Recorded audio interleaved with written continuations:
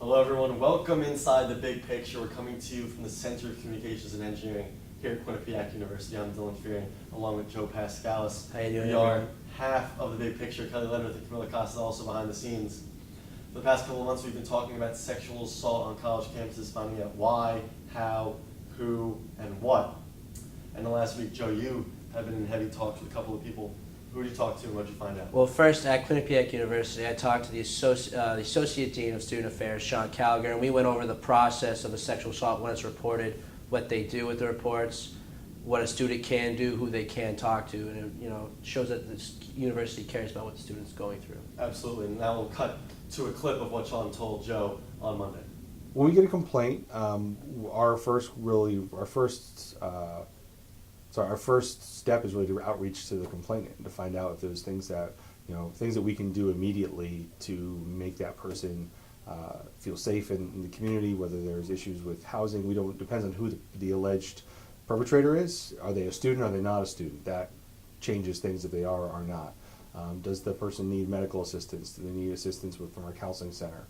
Do they need assistance from an outside advocate or advocacy group or support structure that we have? We have relationships with different centers around the state that students can access. Also, does that student want to go to the police? And if they want to go to the police, we can assist them in doing that. So those are kind of questions that we ask up front before we even dive in really to full-on investigation and interviewing and all of that.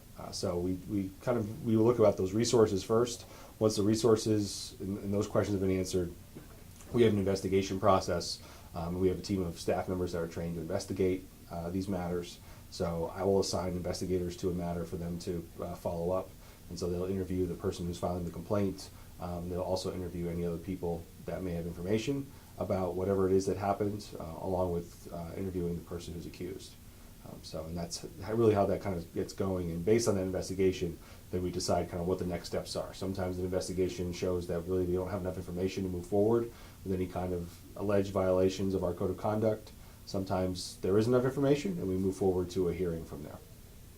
Interesting things from Sean, Yeah, wasn't it, Joe? very interesting. Yeah, and you also were in heavy email talks with someone over at Yale. At the university-wide committee for sexual misconduct, I spoke to, emailed a few people, and I was able to get some stats throughout the past few years at Yale and their reported sexual assaults and sexual misconduct.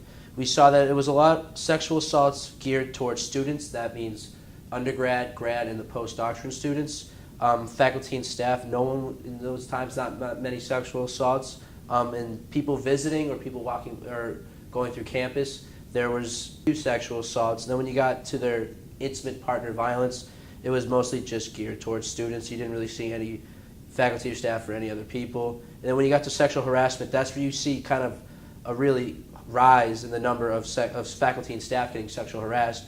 In the 6 months from July to December in 2015, there was 11 faculty and staff sexually harassed, and you don't see that in assault. And that's higher than other, and there was 24 in that same span.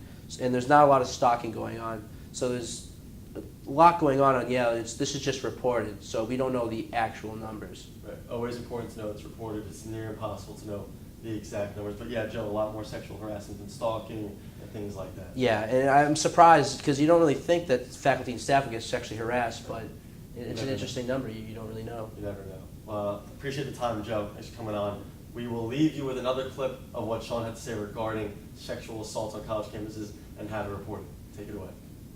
Sometimes both parties know immediately that the investigation's happening. Sometimes we get a complaint and we collect some information first before notifying a complainant, an accused student, I mean.